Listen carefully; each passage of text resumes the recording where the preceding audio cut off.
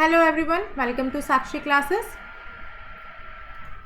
आज हम डिस्कस करने वाले हैं क्विक रिवीजन सीरीज का पार्ट 3। आज हम इसके अंदर करने वाले हैं capital structure. In the previous video of the quick revision series we have studied the cost of capital. आज हम कैपिटल स्ट्रक्चर पढ़ेंगे। सबसे पहले तो अगर अब तक आप लोगों ने मेरे चैनल को सब्सक्राइब नहीं करा है तो प्लीज़ आप लोग मेरे चैनल को सब्सक्राइब कर लीजिएगा एंड साथ ही साथ बेल आइकन दबा दीजिएगा ताकि जब भी मैं कोई वीडियो लूँ आप लोग को नोटिफिकेशन मिलती रहे, आप लोग इसलिए मेरी सभी वीडियोस को देख सकें।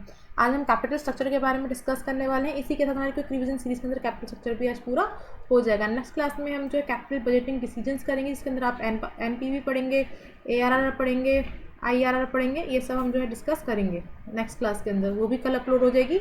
आज हम सिर्फ कैपिटल स्ट्रक्चर पूरा करेंगे, इसकी सारी थ्योरीज पढ़ने वाले हैं। सबसे पहली चीज़, कैपिटल स्ट्रक्चर होता क्या है। जो हमारा फर्म का जो कैपिटल होती है, आपको पता है कैपिटल जो होती है, कैपिटल आपकी दो चीज़ों से बनी होती है। कौन सी दो चीज़ें होती हैं आपकी? एक इक्विटी से और एक आपकी डेब्ट से। इक्विटी और डेब्ट का कॉम्बिनेशन क्या कहलाता है आपका? हमेशा कैपिटल कहलाता है। यानी कि एक फर्म है, एक फर्म का कैपिटल स्ट्रक्चर हमेशा आपके मिक्स होती है दो चीज़ों से, इक्विटी और डेब्ट। इक्विटी का मतलब क्या हो गया? जहाँ पे आपका पैसा जहाँ से आ रहा है, इक्विटी हो गई, रिजर्व सरप्लस हो गए। और डेब्ट क्या हो गया आपका? डेब्ट हो गए आपकी बोरोड कैपिटल। डेब्ट क्या हो गया? आपकी बोरोड कैपिटल्स हो गई, यानी कि आपके डिबेंचर्स हो गए, लोन्स हो गए बैंक से, फाइनेंशियल इंस्टीट्यूशंस हो गए, ये सब हो जाते हैं।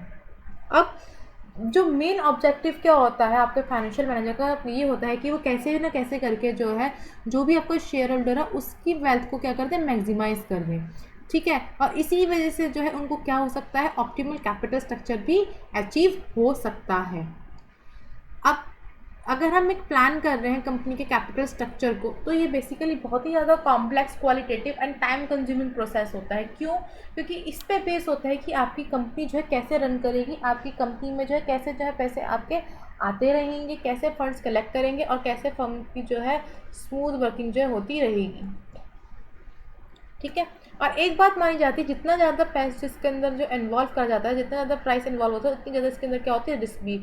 यानी कि जितना आप पैसा लगा रहे हो उतनी ज़्यादा आपकी क्या हो? रिस्क बिजनेस के अंदर लग रही है। अगर हम प्लान कर रहे हैं कैपिटल स्ट्रक्चर के लिए, तो उसमें हमें क्या चीज़ सबसे पहले देखनी पड़ती है कि हमें उस पर रिटर्न कितना मिल रहा है। मैक्सिमाइज ईपीएस को मैक्सिमाइज कर रहे हैं, नहीं कर रहे हैं। जो कॉस्ट लग रही है, कॉस्ट हम जितनी भी लग रही है वो मिनिमाइज हो जाए, कम हो जाए। हमारी जो रिस्क इन्वॉल्वमेंट है वो मानते हैं कि हम ज़्यादा लगेगी, बट ज़्यादा रिस्क लगेगी तो प्रॉफिट भी कितना होगा हमारे पास? ज़्यादा होगा। ये चीज़ भी देखी जाती है। कंट्रोल का मतलब होता है कि क्या मैनेजमेंट का कंट्रोल है, यानी कि कितना जो पैसा जो लग रहा है उसकी क्या कंट्रोलिंग चल रही है। फ्लेक्सिबल एंड कैपेसिटी कितनी है फर्म की जो हम कैपिटल में लगा रहे हैं, इससे कितना प्रॉफिट जनरेट हो सकता है, कि हम जब कैपिटल लगा रहे हैं उससे प्रॉफिट जनरेट होगा भी या नहीं होगा। अगर नहीं होगा तो फिर कैसे हम उसको प्रॉफिट में कन्वर्ट कर सकते हैं और कहाँ से हम कैपिटल को ला सकते हैं। अब जो फर्म की वैल्यू है वो डिपेंड करती है कितनी उसकी अर्निंग आ रही है और उसके कॉस्ट ऑफ कैपिटल से। कॉस्ट ऑफ कैपिटल से हम क्या समझते हैं? Weighted average cost of capital. जो अर्निंग है वो फंक्शन है आपके इन्वेस्टमेंट डिसीजन का, बेसिकली ऑपरेटिंग एफिशिएंसीज का। और जो WACC है वो आपका मेन फंक्शन है किसका? कैपिटल स्ट्रक्चर का। जो फर्म की वैल्यू है वो कैसे निकल सकती है? आपकी जितनी भी आपकी टोटल अर्निंग जो हुई है, जो टोटल अर्निंग हुई है फर्म की, अगर हम उसको डिवाइड कर दें, when we divide the total earnings of a firm to the companies या फर्म्स WACC, तो उससे हमें क्या निकल जाएगा? उससे हमारे पास निकल जाएगा हमेशा फर्म की वैल्यू ऑफ द फर्म। ये चीज़ हमें क्या रखनी है? ध्यान रखनी है। फर्म की वैल्यू निकालनी तो कैसे निकालेंगे? When we divide the total earnings by the WACC then we will get the value of the firm. ये फॉर्मूला काम आएगा भी हम जब थ्योरीज पढ़ेंगे। इसकी जो अप्रोचेज है हमारी NOI NI ट्रेडिशनल अप्रोच वगैरह सब पढ़ेंगे, तो उसमें फॉर्मूला भी काम हमारे आ वाला है। जो कैपिटल स्ट्रक्चर होता है वो फर्म की टोटल अर्निंग को अफेक्ट नहीं करता है, लेकिन ये अफेक्ट कर सकता है शेयर होल्डर्स की अर्निंग्स पे। कैसे? इसको हम आगे थ्योरी में डिस्कस करते हैं। एक इलस्ट्रेशन देखिए, यहाँ पे मैंने दे रखी है, सेल्स हुई है, सेल्स में से अगर हम cost of goods sold minus कर दें तो क्या निकल जाएगा हमारे पास? हमेशा ग्रॉस प्रॉफिट निकल जाएगा।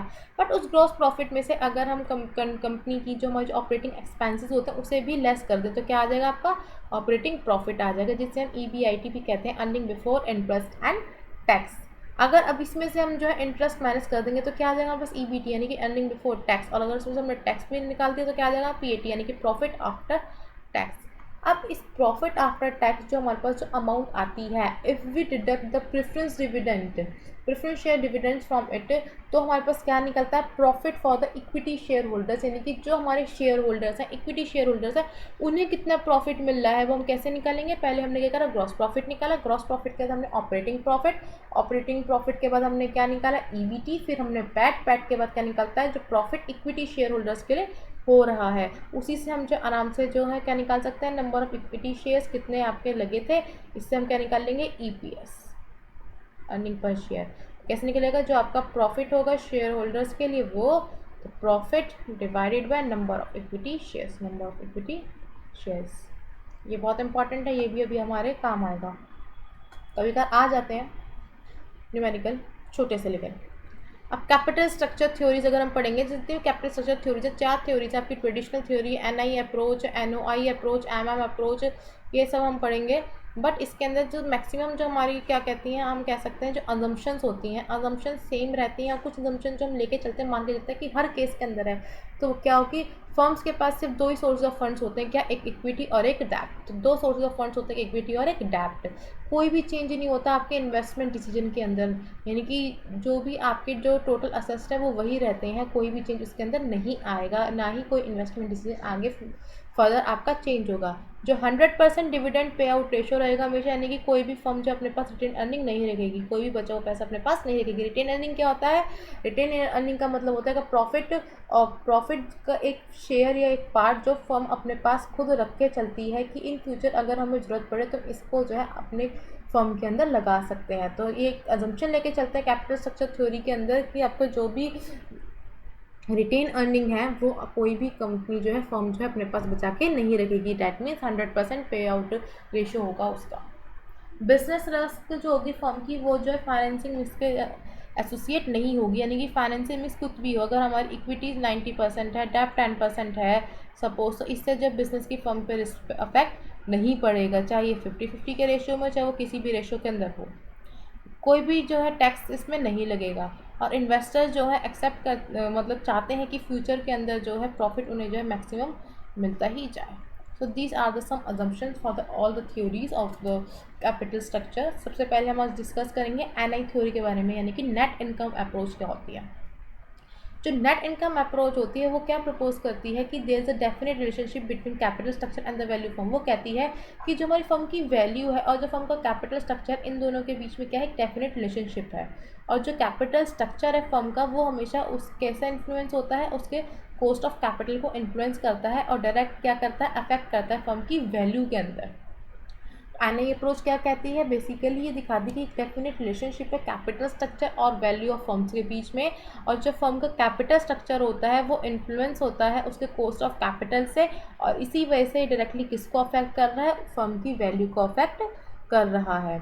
अब कुछ इस एनआई अप्रोच के कुछ अजम्पशंस क्या क्या है।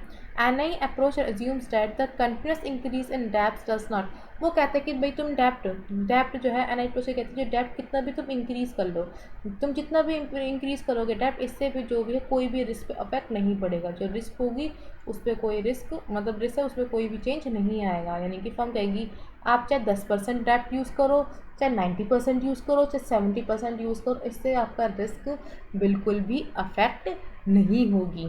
जो कॉस्ट ऑफ डेप्थ है वो हमेशा जो कॉस्ट ऑफ इक्विटी है उससे लेस देन होगी। That means the cost of depth is always less than the cost of equity, और टैक्स तो कभी भी आपका होता ही नहीं है। ये इसकी assumption थी। As per the NI approach हम देखेंगे जो हायर यूज ऑफ डेप्थ कैपिटल, जिस भी आपका हायर यूज़ होगा डेप्थ कैपिटल का, मतलब जितना ज़्यादा आप डेप्थ को यूज़ करोगे, डेप्थ कैपिटल को यूज़ करोगे, उतनी ज़्यादा आपकी जो WACC है वो क्या होगी, आपकी रिड्यूस होगी।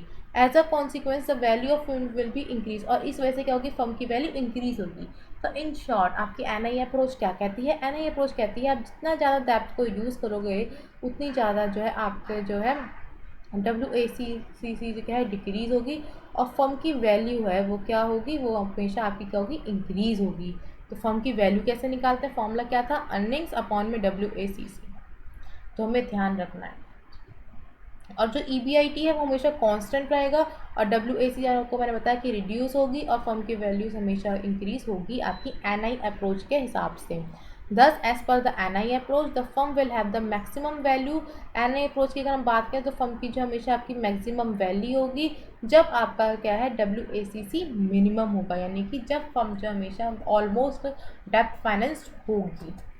ये कुछ इसका एग्जाम्पल है, आपने देखा इसमें कॉस्ट ऑफ इक्विटी कांस्टेंट है, कॉस्ट ऑफ डेप्थ उसमें कांस्टेंट है, बट जैसे आपका कॉस्ट ऑफ कैपिटल जो आपका डिक्रीज होता है वैसे वैसे क्या हो रहा है, आपकी फर्म की वैल्यू है वो ज़्यादा इंक्रीज हो रही है। As the proportion of a डेप्ट in the capital structure increases, हम देखेंगे जैसे जैसे डेप्ट आपका इंक्रीज हो जा रहा है वैसे वैसे आपका जो कॉस्ट ऑफ कैपिटल है यानी कि WACC जो है वो क्या हो रही है, वो आपकी डिक्रीज होती जा रही है, बिल्कुल कम होती जा रही है। ये इसका आपका एग्जांपल दे रखा है। अगर आपकी EBIT यानी कि earning before interest and tax आपकी 2 लाख रुपए है और कॉस्ट ऑफ कैपिटल कितनी है, कॉस्ट ऑफ इक्विटी कितनी 10%, कॉस्ट ऑफ डेप्थ है 6%, पूरे फर्म के अंदर डेप्थ कितना लगा हुआ है 7 लाख का, डेप्थ का कैपिटल कितना है 5 लाख का, और आपके डेप्थ है कि 2 केस दे रखे हैं 3 केस सॉरी, डेप्थ अगर आपकी 5 लाख हो 7 लाख हो और 2 लाख हो। सबसे पहले हम केस 1 के बारे में बात करें तो EBIT कितना था 2 लाख था। इंटरेस्ट कितना जाएगा इस पर 10% जाएगा, सॉरी इंटरेस्ट कितना जाएगा इस पर कॉस्ट ऑफ डेप्थ पे 6%, तो 6% कितना हो गया 20,000 का, 2 लाख का 30,000 रुपये। इससे क्या निकाल लिया हमने EBIT निकाल लिया इन दोनों को माइनस करके। अब कॉस्ट ऑफ इक्विटी कितनी थी 10%, तो इससे हम क्या निकाल लेंगे वैल्यू ऑफ इक्विटी 1,70,000 का 10% करेंगे मल्टीप्लाई, तो क्या आ जाएगा 17 लाख आ जाएगा आपके पास, यानी EBT अपॉन में KE। और जो वैल्यू ऑफ डेप्थ कितनी दे रखी है 5 लाख दे रखी है, तो टोटल वैल्यू कितनी फर्म की होगी, दोनों को प्लस कर लेंगे 22 लाख रुपए, और WACC क्या हो गया EBIT divided by value of the firm into में 100, तो आपका आ गया 9.09%। सिमिलरली इन केस में भी आपको दे रखा है, इसमें आप देखेंगे जैसे जैसे अब आप देखिए यहाँ पे 5 लाख था, यहाँ पे कितना था डेप्थ 5 लाख था, यहाँ पे कितना हो गया 7 लाख। तो हमने ये चीज़ देखी जैसे हमारा डेप्थ बढ़ा, डेप्थ क्या हुआ हमारी डेप्थ इंक्रीज हुई, तो हमने ये देखा कि डेप्थ इंक्रीज होने के बाद हमारी जो WACC थी ना वो क्या हो गई डिक्रीज हो गई है, वो क्या हो गई है डिक्रीज हो गई है, और इस हिसाब से जो फर्म की जो वैल्यू है वो क्या हो गई इंक्रीज हो गई, जो कि अभी हमने पढ़ा। सिमिलरली केस 3 में देखेंगे जो वैल्यू ऑफ डेप्थ क्या होगी, अब वैल्यू ऑफ डेप्थ गिर गई है यानी कि जो WACC है वो क्या हो जाएगा रिवर्स हो जाएगा, यानी कि बढ़ जाएगा, और जो फर्म की वैल्यू क्या होगी वो क्या हो जाएगी डिक्रीज हो जाएगी। तो ये है आपके जो NI approach with the examples.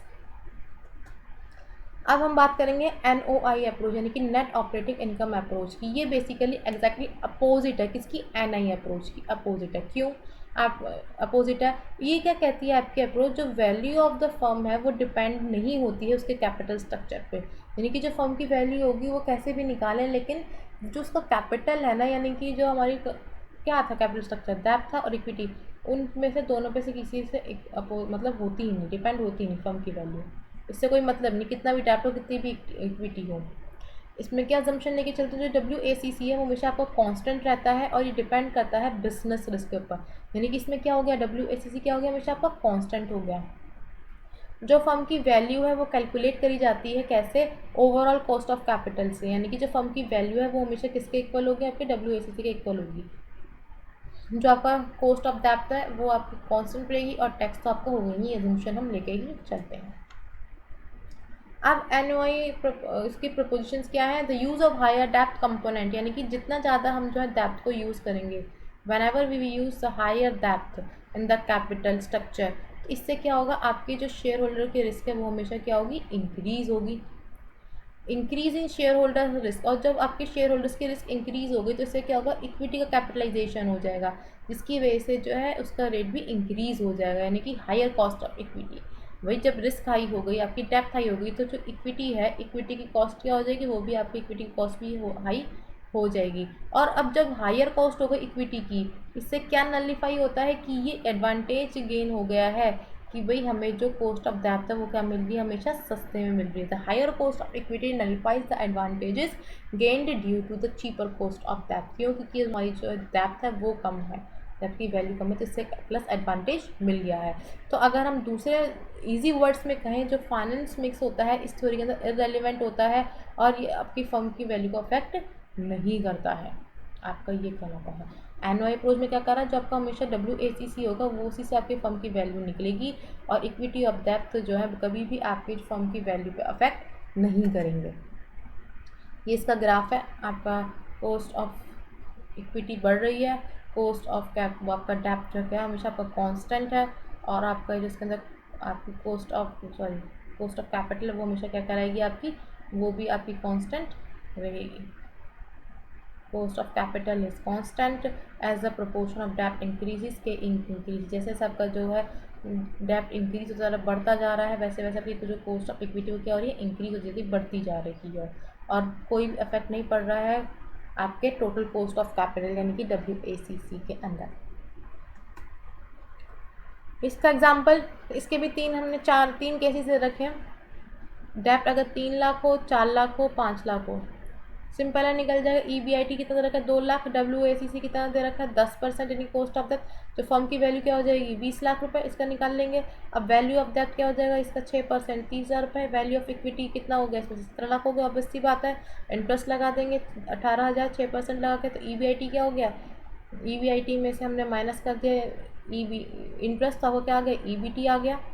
इससे अब क्या निकल गया, आराम से कॉस्ट ऑफ इक्विटी भी निकल गई। बता रहे कि फर्म जो कॉस्ट ऑफ इक्विटी है वो फर्म की वैल्यू पे कोई फ़र्क ही नहीं डाल रही है, फर्म की वैल्यू तो हमेशा कांस्टेंट है। क्यों, क्योंकि आपका WACC आपका जो होगा उसी के अकॉर्डिंगली आपकी क्या निकलेगी, वैल्यू ऑफ फर्म निकलेगी। Third theory, Modigliani Miller model यानी कि आपकी MM मॉडल। अब MM अप्रोच क्या कहती है, MM अप्रोच बेसिकली आपके NOI अप्रोच का साथ देती है। वो कहती है ठीक है, जो फर्म का कैपिटल स्ट्रक्चर है यानी कि डेप्ट इक्विटी मिक्स है, उससे कोई अफेक्ट नहीं पड़ता फर्म की वैल्यू पे, लेकिन MM मॉडल ने कुछ बिहेवियरल जस्टिफिकेशन ऐड करी हैं आपके NOI अप्रोच के अंदर, यानी कि उसके अंदर लिवरेज लेकर आ गए हैं, जिसकी वजह से कि न्यूज़ थ्योरी जो है बनी थी। अब इसके असम्पशंस क्या थे आपके इस थ्योरी के, जो कैपिटल मार्केट्स हैं वो आपकी परफेक्ट हैं, और इन्वेस्टर्स जो हैं कुछ भी खरीद सकते हैं, बेच सकते हैं, और हमेशा सिक्योरिटीज़ के बीच में स्विच भी कर सकते हैं, और जो आपकी सिक्योरिटीज़ है वो इनफिनाइटली डिविजिबल है। Investors can borrow without restrictions, investor जो कुछ भी बोरो कर सकता है विदाउट एनी रिस्ट्रिक्शंस के, at par with the firms. Investors are rational, investors आपके रेशनल है और इन्फॉर्म्ड है कि भाई रिस्क और रिटर्न इतना एसोसिएटेड है आपकी सिक्योरिटीज़ के साथ, कोई भी टैक्स नहीं लगता, कोई भी ट्रांजैक्शन की कॉस्ट नहीं होती, और 100% डिविडेंड पे आउट रेशो होता है, यानी कि इसके अंदर आपका कोई भी नो रिटेन अर्निंग प्रेजेंट नहीं होती है। अब उसमें कैसे कहता है, रिटेन अर्निंग की तो बात हुई ही नहीं थी, उसमें तो कहा था कि बस इधर WACC है वो आपकी जो है वैल्यू फर्म के इक्वल है, बट इसके अंदर क्या है, कुछ इसमें जस्टिफिकेशंस दे दी। जो फर्म की वैल्यू है वो इंडिपेंडेंट होती है कैपिटल स्ट्रक्चर के लिए, जो वैल्यू ऑफ द फर्म है वो इक्वल किसकी, capitalize value of operating income, यानी कि जो इसमें क्या होता है फर्म की वैल्यू कैसे निकाली जाती है, वो किसके इक्वल होगी हमेशा, जो आपकी कैपिटलाइज्ड वैल्यू है ऑपरेटिंग इनकम की, ठीक है, उस पर बेस्ड होगी। तो वैल्यू ऑफ फर्म कैसे निकालेंगे, जो मार्केट वैल्यू होगा हमारी इक्विटी का, उसमें हम प्लस कर देंगे मार्केट वैल्यू ऑफ डेप्ट, तब आपका क्या निकलेगा, फर्म की value, that mean expected EBIT यानी earning before interest and tax divided by expected WACC, तो इससे क्या निकल जाएगा, आपका वैल्यू ऑफ फर्म निकल जाएगा। आगे करते हैं इसका MM मॉडल के प्रोपोजिशंस क्या थी, इसको हम ध्यान रख लेंगे। As per the MM model identical firm, जो आइडेंटिकल फर्म्स होती हैं उनकी हमेशा सेम लेवल ऑफ अर्निंग्स होती है, जितनी भी आपकी आइडेंटिकल फर्म्स होंगी उनकी सेम लेवल ऑफ अर्निंग्स होंगी। As per the MM approach, if the market values of identical firms are different, अगर आपकी जो मार्केट वैल्यूज होंगी आइडेंटिकल फर्म्स की अगर वो डिफरेंट होंगी, तब वहाँ पे क्या होगा, आर्बिट्रेज प्रोसेस हो जाएगा। और ये प्रोसेस क्या होता है, in this process investor will switch there securities, इस प्रोसेस के अंदर इन्वेस्टर जो अपनी सिक्योरिटीज़ को क्या करते हैं, स्विच कर लेते हैं, यानी कि इंटरचेंज कर लेते हैं बिटवीन द आइडेंटिकल फर्म्स, अपनी जो आइडेंटिकल फर्म्स होती हैं उनके बीच में, यानी कि लीवर्ड फर्म से जो है वो अनलीवर्ड फर्म्स तक चले जाते हैं, and receive the same return from both the firms, और दोनों ही फर्म से जो है सेम रिटर्न को जो है रिसीव करते हैं। This is your MM model propositions. अब इसके अंदर दो केस हैं, लिवर्ड फर्म और अनलिवर्ड फर्म। लिवर्ड फर्म के अंदर वैल्यू ऑफ लिवर्ड फर्म क्या दे रखी है आपको, 1,10,000 दे रखी है, इक्विटी कितनी है 60,000, डेप्ट कितना है 50,000, कॉस्ट ऑफ कैपिटल डेप्ट कितनी है 6%, EBIT है 10%, और इन्वेस्टर जो 10% शेयर अपने पास भी होल्ड करता है। इसके ये दो आपके एग्जांपल दे रखे हैं, इसको सॉल्व करके देखिएगा, आप लोगों को समझ आ जाएगी। अनलिवर्ड फर्म्स के अंदर जो आपका जो है वैल्यू ऑफ अनलिवर्ड फर्म क्या है 1 लाख, सारी इक्विटी की भरी है, इसमें कोई डेप्थ है ही नहीं। अनलिवर्ड फर्म के अंदर डेप्थ तो है ही नहीं, सारी क्या है, सारा जो है इक्विटी ही इक्विटी है, पैसा। तो EBIT दे रखा है 10,000 रुपये और इन्वेस्टर अपने पास 10% शेयर कैपिटल रखता है, तो इसका कुछ इस हिसाब से होगा। इन्वेस्टमेंट निकाल लेंगे, अल्टरनेटिव स्ट्रेटजी क्या हो सकती है, ये सब आपको दे रखा है, आप लोग देख लीजिएगा। PPT में टेलीग्राम पे शेयर कर दूँगी। And then the traditional approach, fourth है ट्रेडिशनल अप्रोच। तो NI अप्रोच और NOI approach hold extreme views on the relationship between the capital structure, cost of capital and the value of the firm। जो traditional approach को कहती है, NI और NOI approach दोनों ही जो है दोनों सही होती हैं और रिलेशनशिप बताती हैं कैपिटल स्ट्रक्चर और कॉस्ट ऑफ कैपिटल के बीच में। Traditional approach is compromise between these two extreme approach. जो ट्रेडिशनल अप्रोच होती है वो कॉम्प्रोमाइज़ करती है इन दोनों एक्सट्रीम अप्रोचेस के बीच में। अब जो ट्रेडिशनल अप्रोच होती है वो कंफर्म करती है कि भाई एक जो फर्म का जो ऑप्टिमल कैपिटल स्ट्रक्चर है ना वो भी एग्जिस्ट करता है। कहाँ पे, जब आपकी WACC मिनिमम होगी, जो फर्म की वैल्यू क्या होगी, हमेशा मैक्सिमम होगी। तो ट्रेडिशनल अप्रोच क्या कहती है, इसको हम कैसे देखेंगे, WACC आपकी हमेशा जो है मिनिमम होगी। कब होगी, जब फर्म की वैल्यू क्या होगी, मैक्सिमम होगी। When the value for firm will be the maximum, then the WACC of the firm will be the minimum. And as per this approach, the best possible mix of debt and equity will maximize the value of the firm। और इस approach के अनुसार जो बिल्कुल जो अच्छा depth और equity का मिक्स कॉम्बिनेशन होगा उसी से आपकी maximum value of the firm मिलेगी। और जो अब ये अप्रोच है वो आपकी 3 स्टेजेस में काम करती है। कौन सी स्टेज होती हैं, जो फर्म की वैल्यू होगी वो इंक्रीज़ होगी with the increase in borings. तो फर्म की जो वैल्यू हमेशा इंक्रीज़ करेगी जैसे उसकी बोरिंग इंक्रीज़ होगी। एज अ रिजल्ट जो WACC है वो जो है ग्रेजुअली रिड्यूस होता ही रहेगा। At end of this phenomenon reduction in WACC ceases and tends to be stabilize. जब ख़त्म होने लगता है फिनोमिनम, जो WACC है वो जो है दोबारा से स्टेबलाइज होना शुरू कर देता है। फर्दर इंक्रीज़ अगर बोरिंग के अंदर होगी उससे जो आपका WACC अफेक्ट नहीं करेगा और फर्म की वैल्यू भी हमेशा सेम रहेगी। जो इंक्रीज़ होगी डेप्थ, अगर इंक्रीज़ हो जाएगी फर्म के डेप्थ के अंदर, तो एक जो इंक्रीज़ हो जाएगी शेयर होल्डर्स के पॉइंट्स भी, यानी कि फाइनेंशियल रिस्क भी आपकी इंक्रीज़ हो जाएगी। यानी कि डेप्थ इंक्रीज़ होगा तो आपकी रिस्क भी इंक्रीज़ होगी। सो ये है इसका डायग्राम, आप देख सकते हैं आराम से। This is the MM approach of the capital structure. ये इसका एग्जांपल EBIT आपको दे रखा है 1.5 लाख रुपए, जिसके प्रेजेंटली पूरे इक्विटी फाइनेंस है फर्म, यानी कोई डेप्थ है ही नहीं। कॉस्ट ऑफ इक्विटी 16% है, डेप्थ बाद में लाया गया 3 लाख रुपए और इससे इंटरेस्ट के 10% इंटरेस्ट के हिसाब से ये 2 केस दे रखे हैं और 5 लाख रुपए 12% इंटरेस्ट के हिसाब से, तो दोनों के हिसाब से हमें निकालनी है, तो ये निकल जाएगी as per the formulas. So thank you all, that's all for the today. अगर आपको मेरी वीडियो अच्छी लगी प्लीज़ इसे लाइक कीजिए एंड शेयर कीजिए एंड साथ ही साथ मुझे अनअकैडमी पे फॉलो कर लीजिएगा। वहाँ पे देखेंगे, वहाँ पे मैं पेपर 1 और पेपर 2 दोनों की तैयारी कर रही हूँ। पेपर 2 कॉमर्स मेरा वहाँ पे मेन सब्जेक्ट है, वही तैयारी कर रही हूँ अनअकैडमी पे। आप देखेंगे मैं जितने भी कोर्सेज हैं वहाँ पे सारे फ्री ऑफ कॉस्ट है, उसके अंदर मैं फुल सिलेबस कवर अप करा रही हूँ with the previous year questions. तो आप लोग सभी मेरी वीडियोज़ को देखें एंड आपको मेरे वहाँ पे कोर्सेज अच्छे लगते हैं तो प्लीज़ ये जो है लाइक, रेट एंड रिव्यू जरूर कीजिए एंड आप मुझे हेड भी डेडिकेट कर सकते हैं। एंड कोई भी क्वेरी होती हो तो आप मुझे नीचे कमेंट में करके बता सकते हैं, मैं आपकी क्वेरी जरूर सॉल्व करूँगी। सो thank you all. And Telegram का लिंक जो है मेरा डिस्क्रिप्शन बॉक्स में गिवन है, तो प्लीज़ आप लोग वहाँ से देख लीजिएगा। Thank you.